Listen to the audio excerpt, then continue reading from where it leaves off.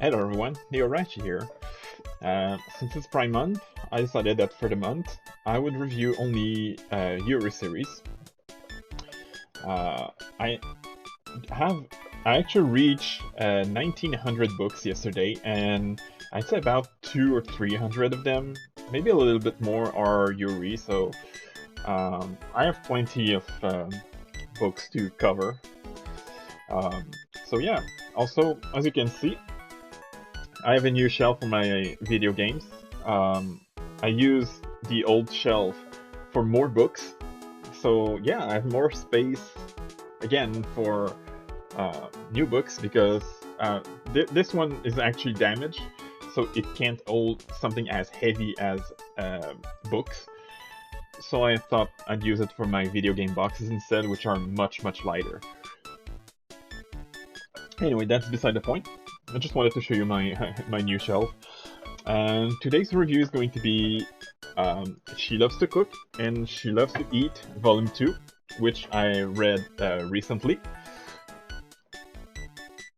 Um, this one is, although I'm not a member of the LGBTQ community myself, um, I thought this one was, well, especially this lady, I thought she's kind of relatable in the sense that uh, this lady doesn't get along with his family. I personally do get along with most of my family, but with my dad, it's kind of hit and miss. I mean, I love my dad, obviously, but for years, me and him didn't get along. And also, I love to eat. Maybe not quite as much as this lady, but yeah, she's relatable in a couple ways. Uh, but I guess that's not the point of this review, is it?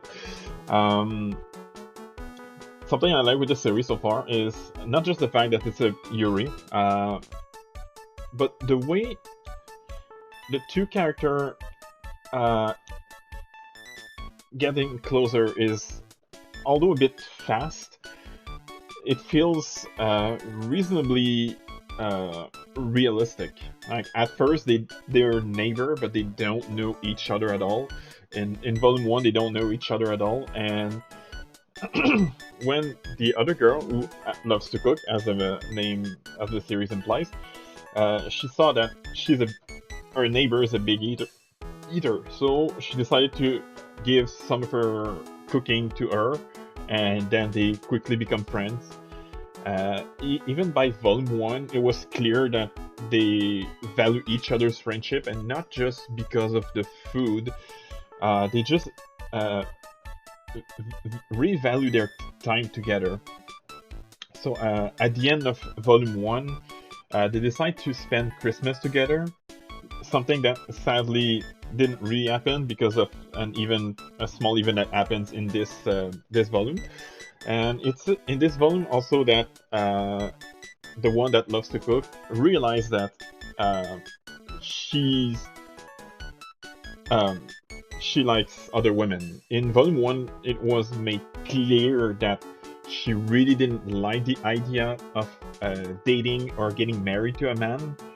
Uh, but she didn't quite realize that she was into women actually. But it's in this volume she fully realizes that, and obviously she realizes that she likes the other woman.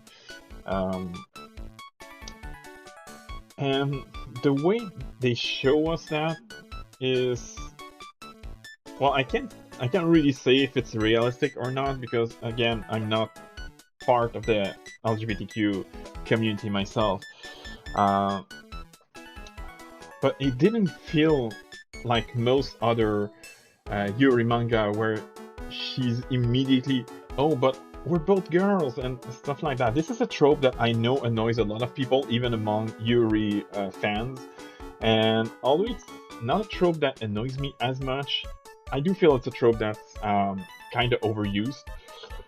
So the fact that she actually go on the internet and see what's going on, because she's actually unsure of her feelings for a while.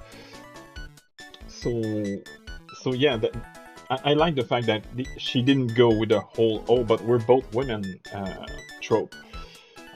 So this is definitely a good thing. Also, they couldn't celebrate Christmas together, but this volume did come with a happy ending.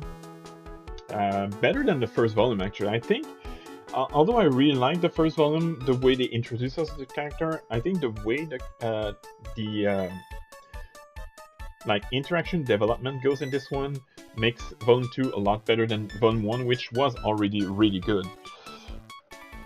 So I'm going to give this one a 9 out of 10.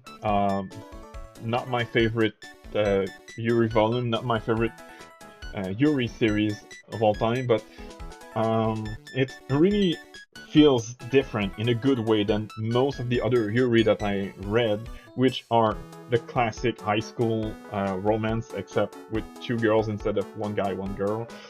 So yeah, definitely like the change of vibe compared to the other Yuri I've read. As for the availabilities, this one is actually quite recent. Let me just check. Let me just check when was it released. I know it's available, so you can see it's a bit expensive at $19.50 in Canada, but oh, it's less recent than I thought. It's over a year old. Oh my god. Okay, because I'm pretty sure that Volume 4, which I bought recently, yeah, Volume 4 is like not even 2 weeks old at this point. From the day of recording, I mean. So yeah, you can get it for $19.50 in Canada, which I think it's $15. Yeah, $15 in the US, plus any taxes or like delivery fees or whatnot. So yeah, hope you enjoyed. I'll see you next time. And as I mentioned at the beginning of the video, for the entire month, any review I'm gonna make are going to be mostly Yuri. I may have something that's not Yuri, but still like really LGBTQ themed, but I'm not 100% sure. I'm gonna have to read it first because I haven't read it yet. But for sure, if not, it's going to be Yuri the entire month. So happy Pride Month, everyone, and I'll see you next time.